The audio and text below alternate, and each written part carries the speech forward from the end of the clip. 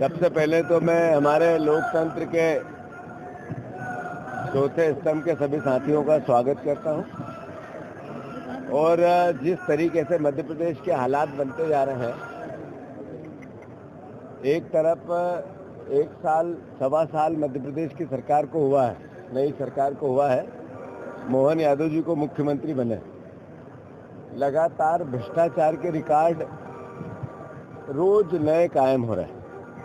दूसरी ओर सरकार के हठधर्मिता क्या होती है, तानाशाही क्या होती है, क्रूरता क्या होती है, वो चाहे किसानों की जमीन छीनने को लेके हो या किसानों के साथ किए गए वादों की वादा खिलाफी करके।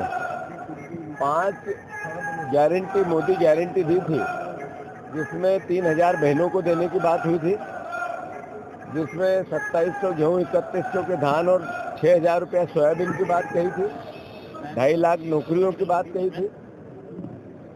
एक भी वो बात जो चुनाव में बोली, इस सरकार ने एक कदम भी आगे नहीं बढ़ाया। सौरभ शर्मा का इतना बड़ा भ्रष्टाचार, जिसमें इतना बड़ा जखीरा पकड़ा गया, नरेंद्र मोदी जी के नए भारत में 3 एजेंसियां ने कार्रवाई की, पर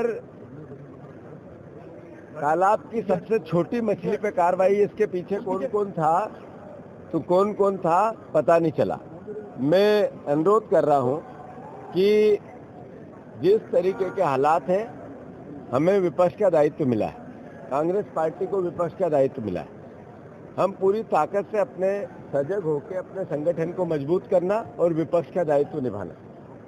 मैं समझता हूं कि जो विजयपुर का उपचुनाव हुआ, इसी अंचल का था, उसने मैसेज दिया है कि ये वादा खिलाफी, ये धोखे वाले लोग, इनको मध्य प्रदेश की जनता सबक सिखाना चाहती है। ऐसा यही नहीं हुआ, ऐसा महाकौशल में, अमरवाड़ा में भी हुआ था, हमें टेबल पे हराया, और ऐसा ही बुधनी में भी 1,30,000 वोट कम करके हुआ।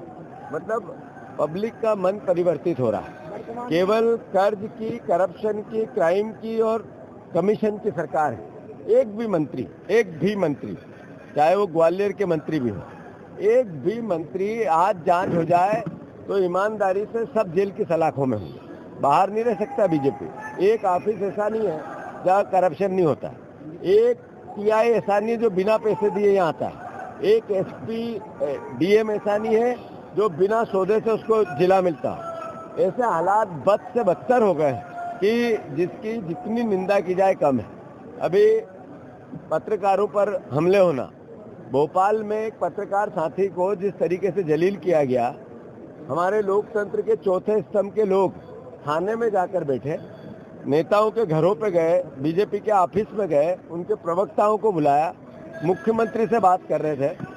मैं समझता हूँ इससे दयनीय स्थिति नहीं हो सकती। मैं अखबार के चौथे स्तंभ से भी आग्रह करना चाहता हूँ कि आपकी ताकत अन्याय के खिलाफ कलम है, कैमरा है, माइक है, आप उससे बोलना चालू करो, इस सरकार को बेनकाब करो।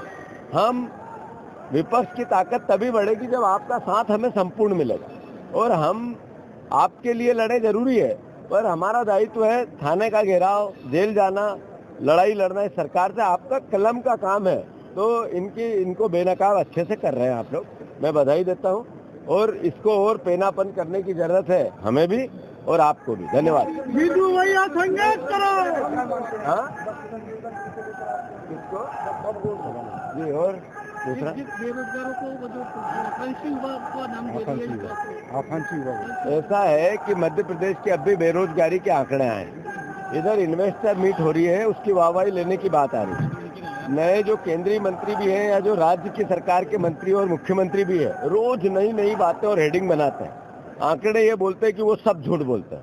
बेरोजगारी 30 सर चढ़ के मध्य प्रदेश देश का, दुनिया का सबसे बड़ा बेरोजगार प्रदेश बन गया।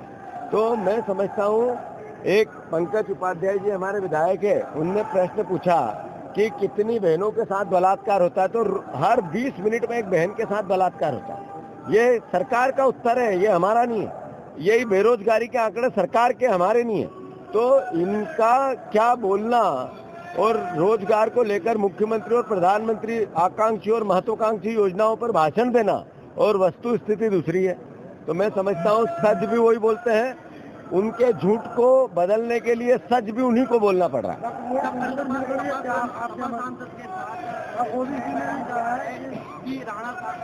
अच्छा, और क्या बात है? बीजेपी ने प्रोफेशनल लोगों को जोड़ने का प्रयास शुरू कर दिया है, तो क्या लगता है भारतीय जनता पार्टी से देश छूट रहा है।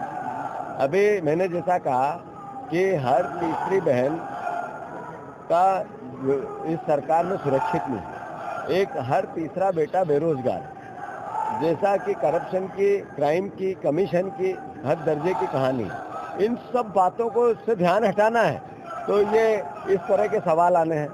देश को बांटने की बात करनी, नफरत फैलाने की बात करनी है। ये जो 400-400, 500 साल पुरानी कब्रें खोदी जा रही है, ये इसलिए नहीं खोदी जा रही है, ये आज के पाप को छुपाने का इस सरकार का षड्यंत्र है।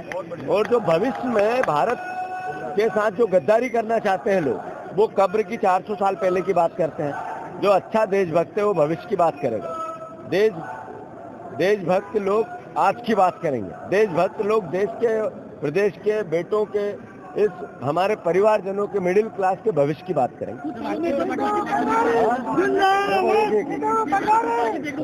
के अंदर